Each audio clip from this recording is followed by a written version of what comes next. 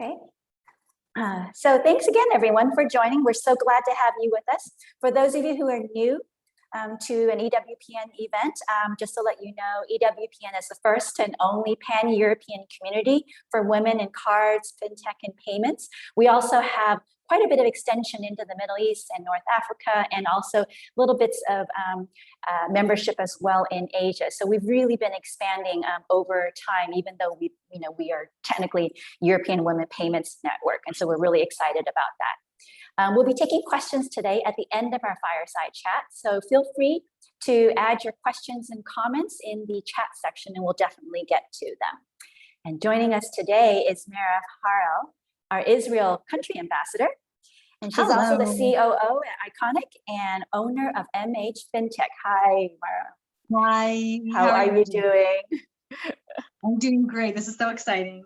Yeah, absolutely. So tell us a little bit about yourself and why FinTech, and what do you like about the industry?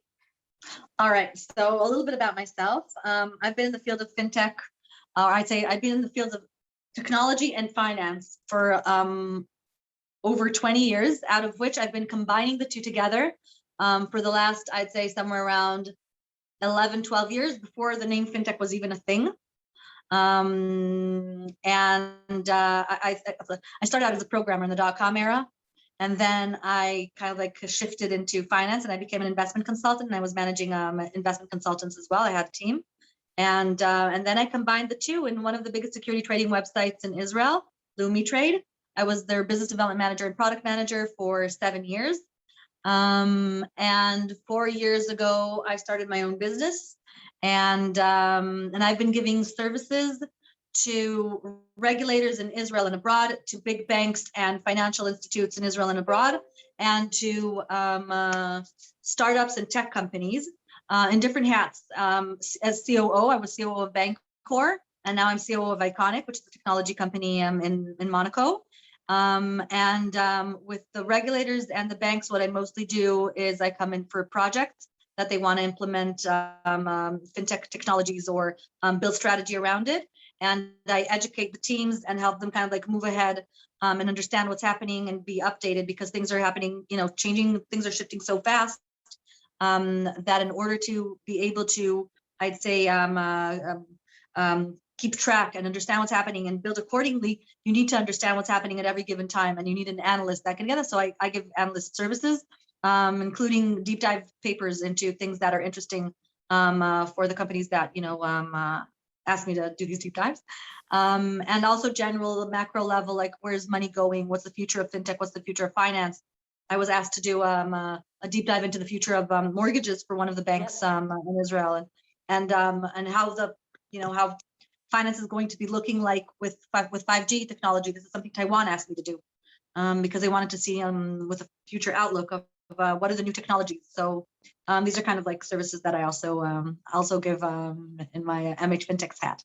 Yeah, no, that's great, because if anyone follows you, they'll notice that you're all over the place. You're traveling. I have a hard time following you, and I'm just like, where in the world is Meirav? It's almost like, where in the world is Waldo? But like, where in the world is Meirav? And you're featured in conferences, you've won awards, you won Powerless. It's really exciting. And so is there something that you can share a little bit about things that really excited you, or things you're really proud about? What do you think? Okay. So it was funny because we were talking earlier and we were talking about things I'm really proud of. And I said, well, I have imposter syndrome, so I'm not really proud of anything. But I've been awarded a few times. I was chosen in 2020 as one of the most inspirational women in blockchain in the world.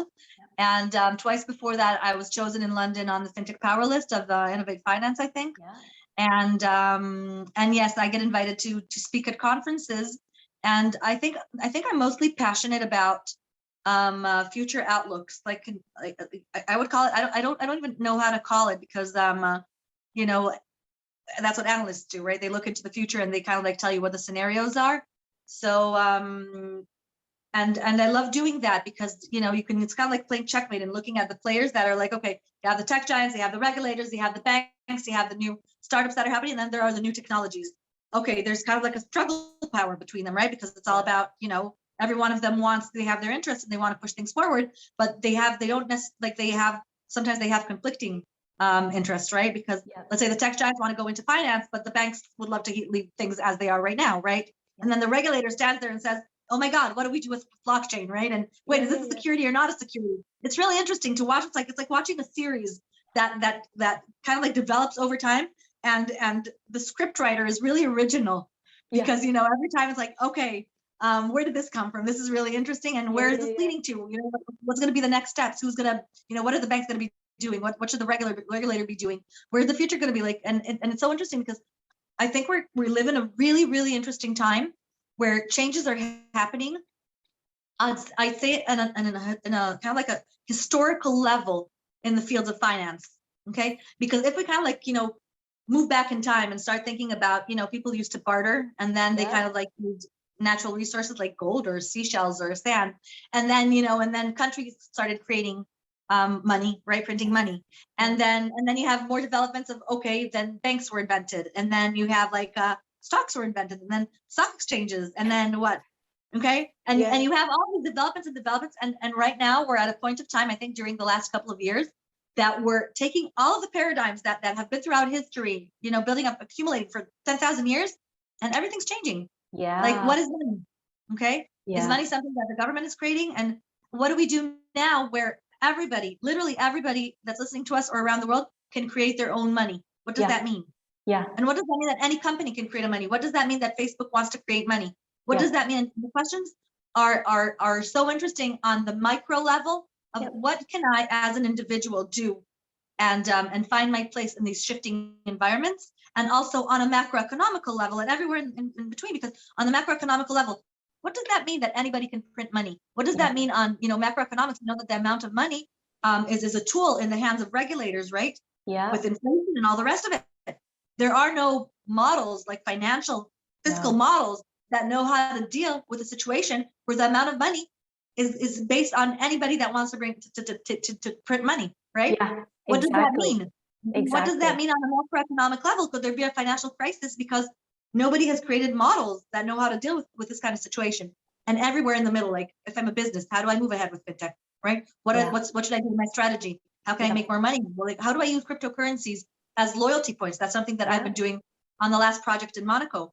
We've taken different aspects, and you could think of loyalty points like flight points, right? Frequent flyer points. Yeah. And implement cryptocurrencies in them, and you can do cool things. Yeah. Okay. And what about NFTs? Yeah. Benefits. How can you, let's say, as an artist or as anybody, benefit from using NFTs? And I'm not even talking about people that investors. What about investing in different kinds of stocks? Yeah. Or investing in different kinds of companies, or buying digital currencies. And what are digital currencies? Are they securities? What are they? What am I?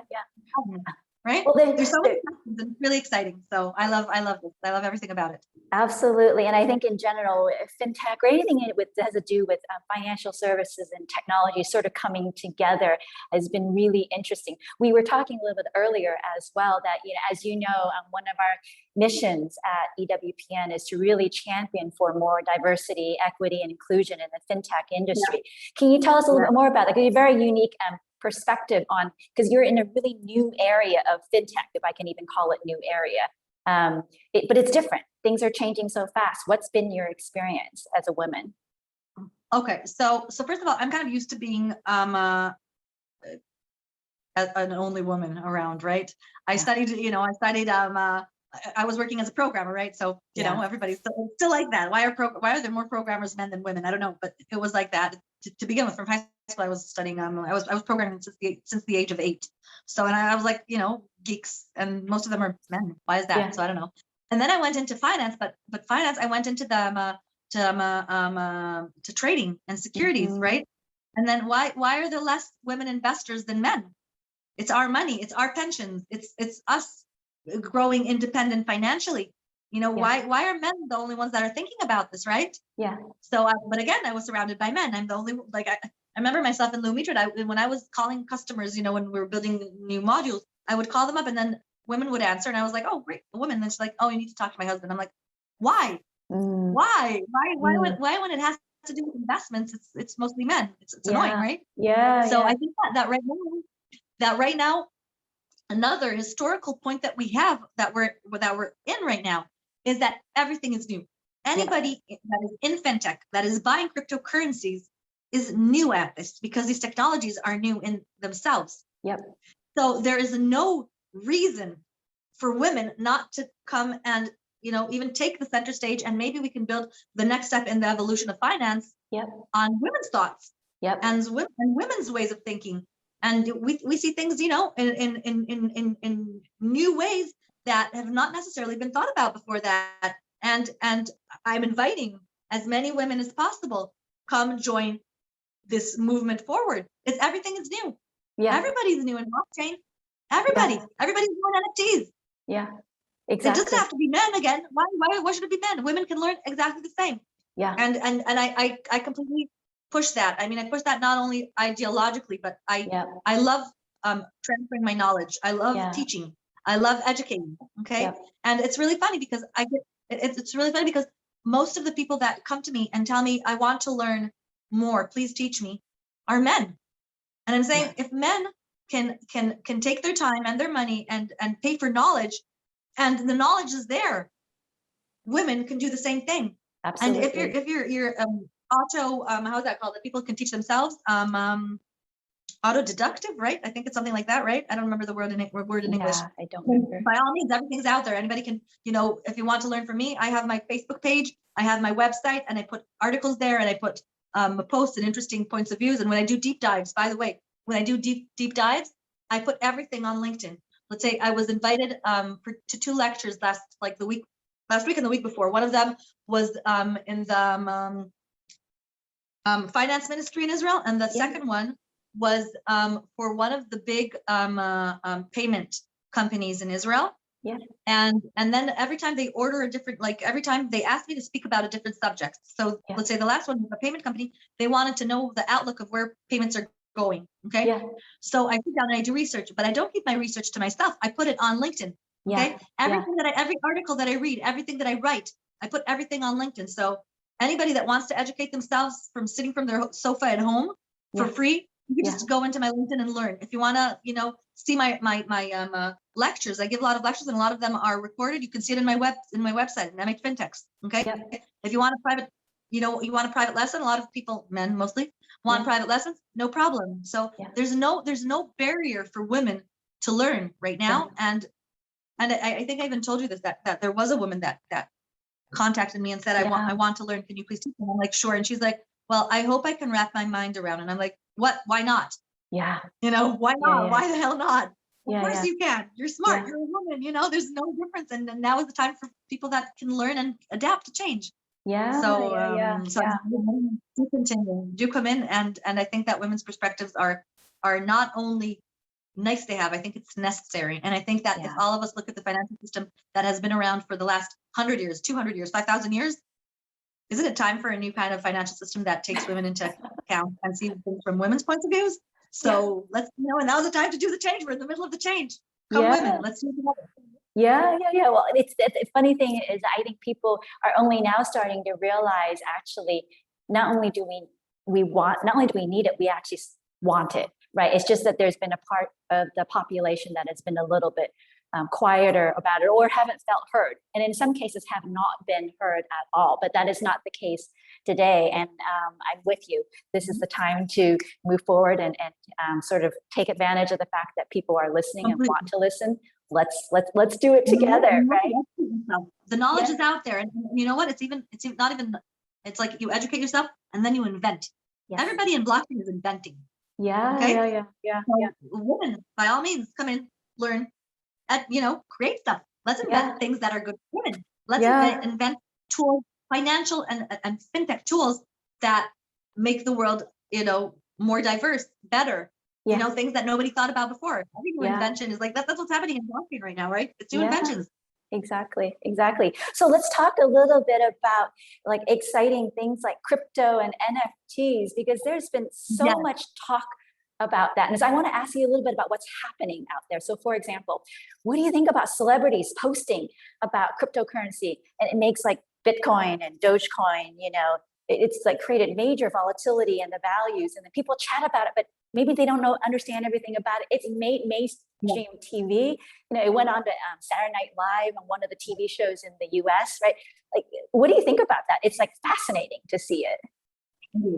So I kind of like divide that to different questions. Yep. So if I forget something, tell me. So I'm going to start with the first point. First of all, I think it's very interesting to see how new technologies are becoming mainstream. Yep. Okay. That's a good thing.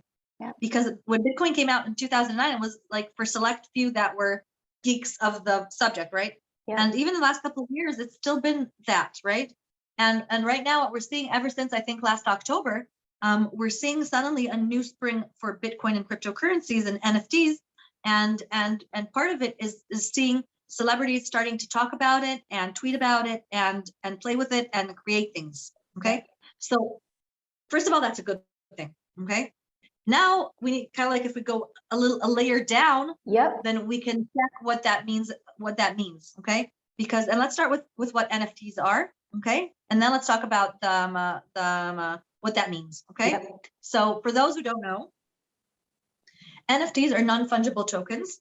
Okay, that's the name. I'm not gonna now I'm gonna get what that means. Okay, so it goes like this: when you create cryptocurrencies, when you create money, if you take a dollar bill and another dollar bill, they're changeable, right? They're the same thing. They both have the same value, right? Mm-hmm.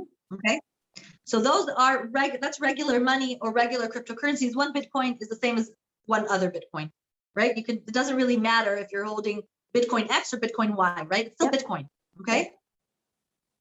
NFTs are different because what they do is it's like a one of a kind token that is connected to something that has value. Okay, and I think it's easiest to see it with the picture that people sold on Christie's. I think it was like 2 months ago. For $69 million. An artist named People sold a digital picture of that he created through Christie's, and he sold it for $69 million. Okay, now this whole picture, the $69 million, are embedded into one NFT. Now that NFT is connected to People's picture. Mm-hmm. Okay. Another NFT, let's say the NFT that Jack Dorsey created for this first tweet.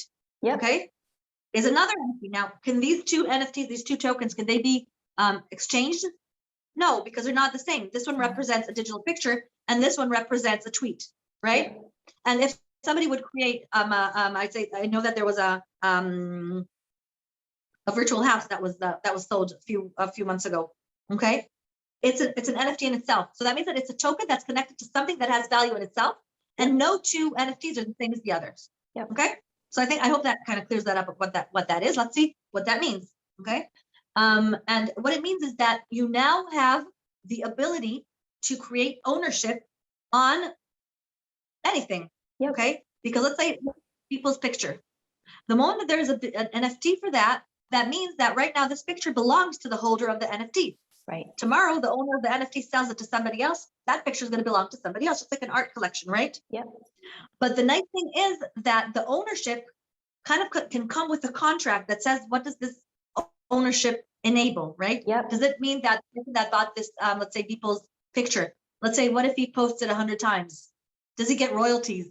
Okay. So each individual also, not only in the asset that it represents, but also in the rules or the contract that comes with this asset. Okay. And part of the rules that you can put in when you're selling an NFT as an artist is that every time this piece of art is sold again and again and again to the next collector, you get a certain percentage of the sales. Right. Okay. So that means that now, if I was an artist till now, let's say Van Gogh, when he sold his first picture, he doesn't get anything from selling the picture. Like if the holder or the buyer sells it to another buyer and another buyer, right? It doesn't, he just got the first time that it was sold. But the moment that you have the picture connected to an NFT, every time that it switches hands, the original creator gets a certain percentage if that's what's written in the contract, right? So let's say the person that bought the People art sells it to the next person for 100 million. Okay, so let's say he made $31 million revenue for selling that. People himself gets, let's say if it was 10%, he gets $3 million for himself. I hope I did the math correctly. Okay. But People himself, it continues gaining revenue on every time his picture is resold again in the market. Okay. Now, this is very interesting because people need this. Who are the people that need this? mostly artists, right? Because the problem with artists is that when they create something, they sell it the first time, that's it. It's out there. Yeah, And exactly. then people can use it, and who owns it now? Okay. Yeah. Well, that's Right? the thing. It's like there's a lot of protections that we can build in if you are the owner of it, which is really important actually in the digital world, because once, like you said, once it's out there, it is out there. And beyond copyright and counterfeit, the fact of the matter, it doesn't, for a lot of people, it doesn't seem fair that an image of themselves or something that they had created now gets reused by someone else for free, basically. So, royalties. What about that? So I think that's the reason that we're seeing celebrities going into specifically this kind of cryptocurrencies. There are many different kinds of cryptocurrencies. NFTs are just one type of cryptocurrency. And it makes sense that artists and celebrities are going to go and be interested in this, because it enables them to have, I'd say, create ownership, create different solutions for problems that artists have, right? Yep. So that, I think that's why it's kind of natural for them to be interested specifically in this kind of cryptocurrency. Okay. Yeah. So I think that answers the second part of your question, right? Yeah. And then it brings us to the third part of your question, which is the question about the involvement of I'd say influencers and public figures talking about a certain kind of asset, and then the price goes up and down. And I think the most dramatic was when Elon Musk tweets about Bitcoin, and then the price goes up and down according to 140 characters. Yeah, that can change markets in 140 characters. It's fascinating, isn't it? That's completely fascinating. And that point is the point where the regulators are really, really interested, because if we all remember, everything that has to do with stocks and securities, security trading, the rules were actually written about 100 years ago. Yeah. Okay. And they've changed, and new kind of assets have been created. But right now we're seeing the change. They're so dramatic that it kind of like questions the original laws that were created 100 years ago, because there were no laws that said that somebody that talks about a certain, let's say an influencer, there were no influencers there, right? Could affect a market. And then what is that? Is that insider trading? Is that what? Okay. Yeah. What kind of rules apply? Now, this is not, let's say, a minister or a president of a country that holds stocks and then says something, and then there are laws about that. But what happens when Elon Musk does that? Yeah. And how does the regulator deal with that? Is there a regulatory problem with him doing that? Yeah. And what about Ashton Kutcher? Yeah. Or Mila Kunis that we're talking about cryptocurrencies and NFTs? Right. So let's say they're holding a specific kind of currency, let's say Ethereum for that matter. Yeah. And then they send out a video with themselves, videoed with Vitaly that created Ethereum currencies, right? He created Ethereum, and they're holding the currencies. It's like holding an asset that is connected to Ethereum, right? And then the prices of Ethereum go up, or down, because of what they said. What does that mean? Okay, what does that mean on the regulatory side of it, and what should the regulator be doing? Because they could be affecting markets according to what they're holding. I'm not saying that they did this, right? But theoretically, tomorrow, some sort of influencer could decide, okay, I want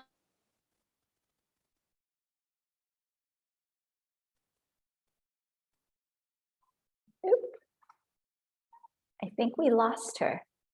Oh dear.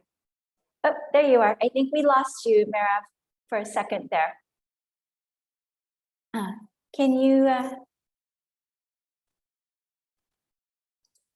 hear me now? Okay, there you go. Perfect. Okay, so you were talking about regulators, I think. Yeah. From this point of view, so let's take a hypothetical issue, right? Okay, so let's say there's an influencer that decides to buy a certain stock or a certain cryptocurrency or anything, right? And then he starts talking about that currency, okay? And tweeting about it and writing about it. And then the price goes up because he has so many followers and people are going to be doing what he says to be doing, okay? Yeah. And then at some point, he sells it after the price went up. Yeah. Is that insider trading? What is that? Yeah, exactly. Exactly. What rules would apply here? Okay, and it's just an influencer. Because any influencer doesn't necessarily need to be somebody that's that works, somewhere. It's just having the ability to, and you don't even have to hold that much. Let's say, I don't even know if Elon Musk was holding Bitcoin when he tweeted that, right? I think he was holding some Dogecoin. That's what he was holding. Right. Yeah. But that so it doesn't necessarily mean that he was trying to affect the markets. He was just saying his opinion, but the markets changed anyway. Yeah. Yeah. Right. What is their Exactly. responsibility? So it kind of raises a lot of questions, right? Yeah. These new technologies, and I think that's interesting in itself. It's kind of exciting, right? Yeah, To see where the absolutely.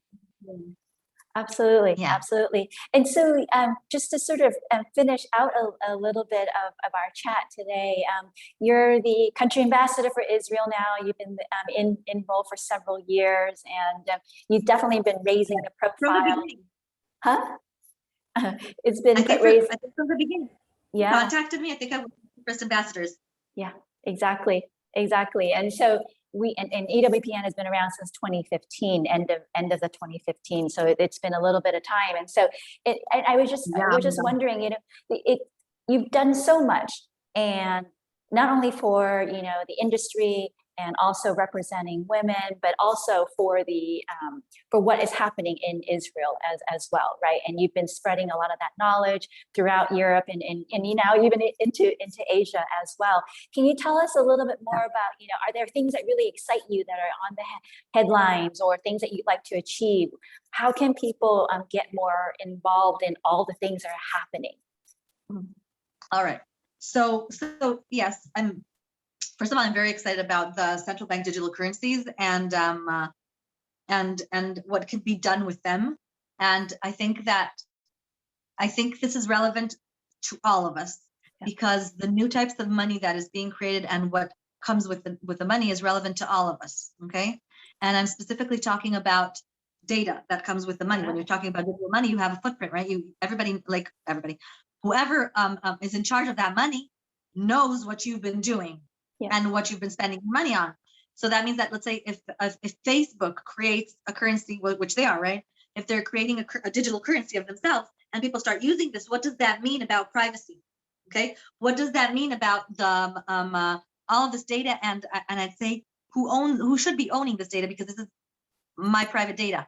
And why is Facebook specifically making all the money or the revenues based on my data? Maybe there should be a different kind of I say division of the profit. Instead of them making 100% and me not getting any money for the data that I'm creating, maybe, or for anybody, right? Maybe it should be like 50-50 or 70-30 or something, right? Okay. So I think that these questions are very, very interesting and relevant to all of us. And I think that has to do even more when we're talking about digital currencies that are created by governments. Okay. And I think China is a really interesting use case, because the Chinese digital yuan that they created is very interesting. What they did is that they told everybody, download our digital wallet and you get a present of, let's say, $200 worth of something like that, right? I think it was $100 and something worth of the digital yuan. But then when people got that down, they understood that there are limitations to this money. That means that people could not transfer the money from my wallet to your wallet. You couldn't do that anymore, like you could do with regular money, right? And also you could only buy in specific shops. Okay. And then you could only buy specific things in those shops. And then if you don't use up that money in a certain amount of time, it just disappears from your wallet. Okay. Awesome. I think that's interesting for all of us, right? Technology to go that way. I'm not sure about that, right? Yeah, exactly. I don't know. It's just like make up your, people can decide whatever they want, but they need to understand the implications of what's happening around them, right? Because, there's a saying in the ancient Hebrew word for money is something like life, right? Money is something that, we need it for living. You need it. You buy a thing, you buy everything with it. You eat with it. It's like a tool that all of us use, right? And I think that understanding where this tool is going with the new technologies is something that should be, interesting for everybody, because all of us want to have a salary and a good life, and and make enough and have, and have our, I guess, freedom as well to do what we want that we're earning, our hard-earned money, right? And wait, if our money came from our wallet after we already made it and we got paid, because I didn't buy it in the right shop, that doesn't make sense, right? But it's possible technologically. It is possible right now to do that. So I think that, and that's why, I'm saying I'm kind of like representing Israel, and I'm being invited all over the world to talk, because I think that the questions that humanity is dealing with in regards to money and the future of it it's not a local issue anymore. No, it's an it's not. international issue. You know, I'm writing a PhD about the future of money, and Yes. it's actually not necessarily even an economy. It's not how's that called? It's not necessarily from an economical point of view and macroeconomics. It's also from a sociological point of view and a psychological point of view, because I told you money is like water. It's like you know, it's like the base of how things work in the world. So and it affects us on different levels, right? Not just on the monetary level, but also on different other aspects of it. So I think that's the most exciting part of it, of seeing how all the different worlds are kind of like interconnected, and how change in technology that was, you know, Bitcoin came out in 2009, and it's been 11 years, and only now we're seeing the ripple effects of it, right? And when does that end? Like what is the end game of these different technologies, right? Or where is it leading to? Where are we as a humanity leading things to, right? So I think these are questions that are relevant for each and every one of us, and I think it's exciting. We're in a historical time of change. Absolutely. Well, thank you for that. I'd love to move on into a little bit into the Q&A session. We do have a few comments. Jacqueline, thank you for bringing this to the front lines. They win. This must have been about when you were speaking about the celebrities, right? I think, Jacqueline, if you don't mind my guessing at it. But what was the question again?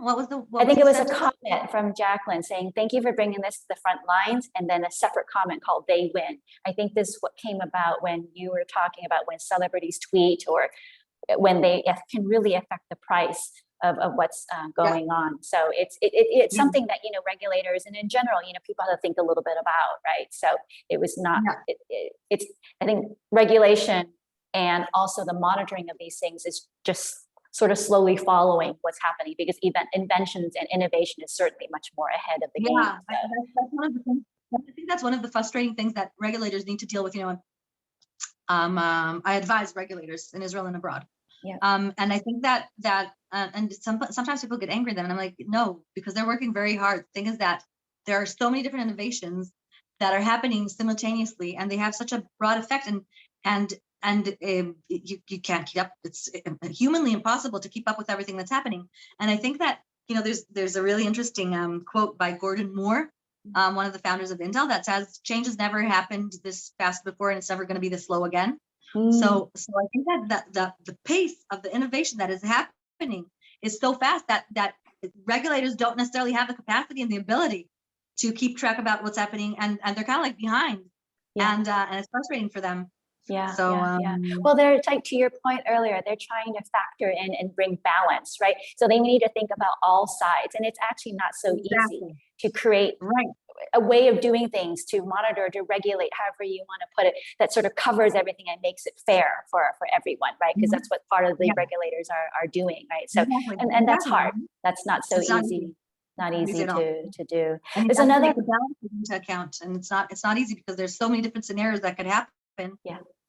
Yeah, exactly. No, that's a great question. And then there's another question. What is the role and the criteria of being an ambassador? Can you talk a little bit about that, since you've been doing this for a bit of time? Yeah, of course. I don't know what the official, why did you guys contact me? I don't know. Well, I can tell you what I see as crypto ban. Oh, that's interesting. Yeah, there's another question that's interesting. So about ambassadors, I don't know what the official requirements for being an ambassador are. I think Regina, maybe you could shed light on that. But I do know how I see it, and I see it as kind of like seeing. I see it as kind of like, there's a lot of aspects. I see it, first of all, with sharing my knowledge, okay, and enabling as many women as possible to join what's happening in the world in the side of FinTech. Okay, I think that's one part of it. The second part of it is that I think it's building a community, and this is something interesting that I've been thinking about quite a long time. But I'd say it like this: men somehow know how to help each other, and if a person has a job offering and he doesn't want that job, he offers it to his friend, right?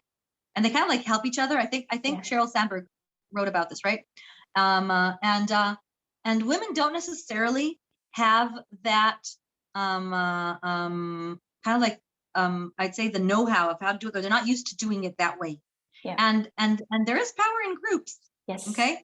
And if we help each other, and each woman, sends her hand out to help another woman, and another woman, and we're helping each other move ahead, I think we can first of all create a better society, but also help individually to one another, right? Because there are things that I know and other people don't know, and there are things that other people don't know, and and if we share the knowledge and help each other, then we're kind of like, and overall, on the average, we're all getting to a better place, right? Absolutely. I think, and I think that from my point of view, being an EWPN is exactly doing that, because I have the ability to help other women reach the network that they want in order to find the next step that they want, or get the advice that they want, and be connected, and enables us as women to be connected all around the globe, and start comparing notes. And I think that it's really interesting, especially now when the world is so small. I mean, I'm a COO in a company in Monaco, and my teams are located I have in Switzerland, I have in Canada, I have in England, I have in Scotland,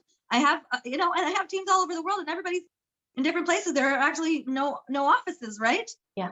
And right now, because the world is so small, that means that somebody that's really, really good at anything and anywhere in the world could actually apply for a job in a different continent. Exactly. And women can move ahead. They don't have to stay with the low wages that they're used to getting in a certain country or in a certain type of work. The whole world is open now.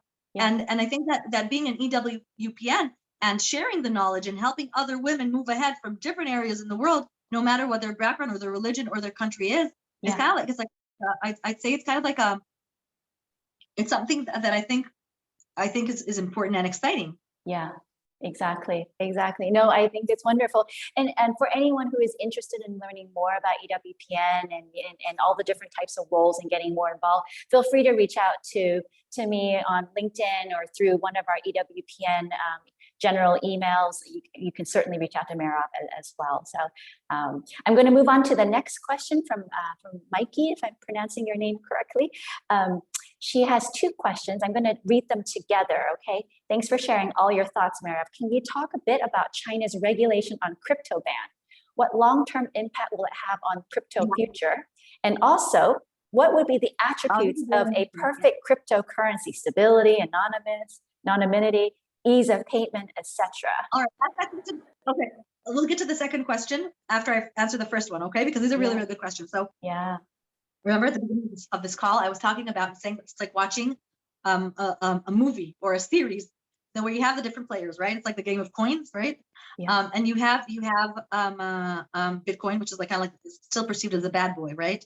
And you have the central banks, and you have the regular banks, and then you have China, and you have and their digital currency. And it's really interesting because like, I don't know how long we have, but when you look at it, what you're seeing is a power struggle. Okay, because I'd say I'd even look at it from the macroeconomic point of view. Okay, as we all know, the money that's now in the reserves of all the central banks in the world are dollars, right? Yeah, that happened after World War II, and the dollar was the reserve currency of the world. Yeah, a lot of regulators have been asking lately, and economists around the world, why is the dollar still the money that's in the reserves? Once it was backed by gold, but then since Nixon, it's not. So why should we use dollars and not something else? Okay. And there's a whole question around that. And I think the first one that asked this was actually Mark Carney, the governor of the Central Bank of England. Okay. Yes, about 2 years ago. Exactly. And it was right. I got his name right. Yeah. You can find it. You can find the articles online. Actually, there's a couple of articles on it. When he brought this up, everybody was looking at him like, "Why are you asking this horrible question?" But then in the World Economic Forum of 2020 and 2021, the economists are asking this question, right? Yeah. And guess who's one of the runner-ups to becoming a central bank? The central reserve. Who's going to be the reserve currency? And China is pushing the yuan. Yeah. Okay. So when you're looking at the wars, it's like, or the games, it's like on so many different levels, right? So first of all, China has an interest to become, continue spreading China, right? That's one of their interests. And on the other hand, you have Bitcoin, which comes from another ideology that says decentralization. Okay, and then, you know, if you guys kind of like read about Bitcoin and blockchain and cryptocurrencies, you know, in general, there's an ideology behind it that says that that maybe there's no need for governance, and maybe there's no need for countries at all, right? There's a whole ideology behind it. Now, you know, I don't even, you know, everybody can decide, you know, what's good and what's bad. You know, technology is not necessarily good or bad. It's what people do with it, right? And ideologies are the same, right? You can't like say this is a good ideology, this is a bad ideology. Each one comes from a different ideology, right? And what you're seeing here is a clash of ideologies, because on the one hand, Bitcoin says decentralization, and on the other hand, China says, you know, we believe in a different kind of ideology. And then you have England and you have America, and they have their own interests. And then you have Facebook that wanted to create Libra, which is now called yen, and they want to create a digital currency of themselves. And you know what else Mark Carney said? Why does the reserve money need to even be a country created currency? Why can't it be some sort of currency that is created by companies? Okay, so maybe that should be the reserve money. So what you're seeing is that there are a lot of different players here, and each one of them has an interest. So it makes a lot of sense that China is going to be, you know, it's coming hard against Bitcoin miners, and they decided that no more Bitcoin miners in China, and you can't do Bitcoin anymore. And you can understand the interest behind this, right? And are they going to succeed? Are they not going to succeed? And what about other regulators? On the other hand, you have El Salvador that says we want Bitcoin to be a legal tender, right? One of the currencies that we accept. Okay, so where's this leading to, and who's going to win in this kind of like game of coins, right? Yeah. And is Bitcoin going to be around in a few years? So true, I'm not a prophet, so I don't know. But I think that it kind of depends on how we as humans will behave, because if people that want to that I don't know what believe in the ideology of Bitcoin and want to have a different kind of monetary system, buy Bitcoin and not sell it every time the price goes up and down, maybe Bitcoin is here to stay. Yeah. On the other hand, if people say no, Bitcoin is bad because we want everything to be, you know, some sort of regulation should be there, right? Because we want regulators, which makes sense, right? Yeah. And then maybe it should be a different way of Bitcoin, and not Bitcoin specifically, but a different token, right? Right. So I think that the future is determined by our behavior. Yep.